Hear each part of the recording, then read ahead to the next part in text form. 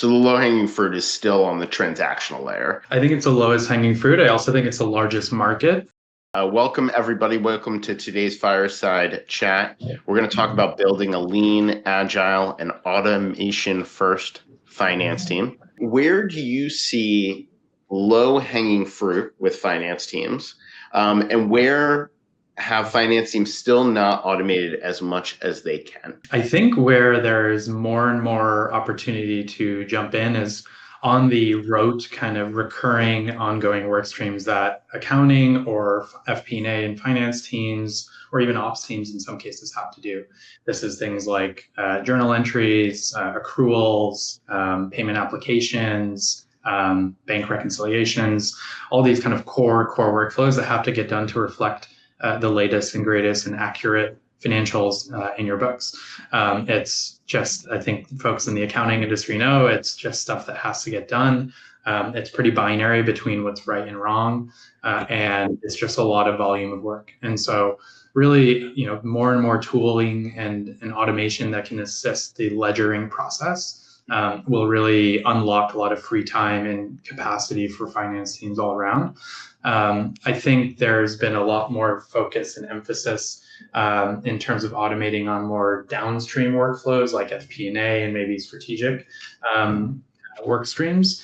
However, I personally am a firm believer in garbage in, garbage out in our industry of, you really need to have good data and good high quality data to make sound business decisions. And that's really ultimately what a lot of finance work is about, is to take the financials and sometimes taking business metrics, combining those in certain cases, and then making the most informed decisions of how to grow and scale your business. And so the more time you can afford to that on a manual side or kind of human basis versus the more manual rote work, I think is the right way to kind of divvy up the finance and accounting team's capacity.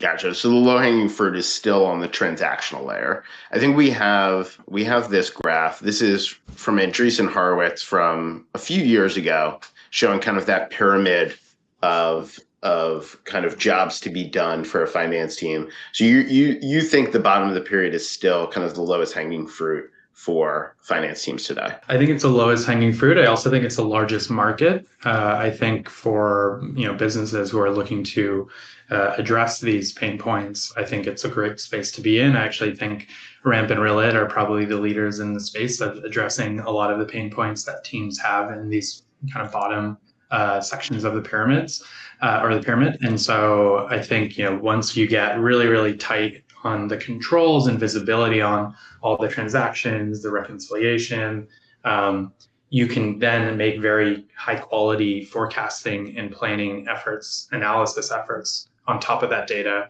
The time it will take to create those analyses or models will be a lot less if you know and feel good about the data underlying them. So I do think that kind of sequencing or hierarchy of needs in terms of what finance and accounting teams need definitely follows that path.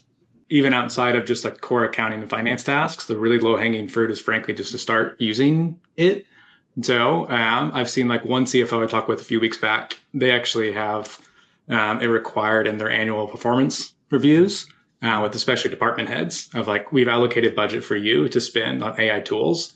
Are you using it? And then evaluating folks that way. Obviously that introduces like different complexities as well. How do you evaluate performance there? But the second thing we've seen is even just CFOs encouraging their teams to use it. So they're like buying either ChatGPT or Anthropic or like subscriptions for everyone and saying use it. And whether it be for like writing emails or helping you, clean up data within spreadsheets, like whoever it is, just encourage folks to use it. And I can share some like, I guess, specific stories later, but that's opened up some really interesting use cases for employees that the CFOs, frankly, weren't even aware of or encouraging, just by telling folks like, hey, go use this tool and get experienced on it. Encouraging your team to use AI is one thing. What other reasons are you seeing that are holding finance teams back from adopting automation, from adopting AI? Is it simply just not investing or encouraging your team, or are there other things that are holding back finance teams?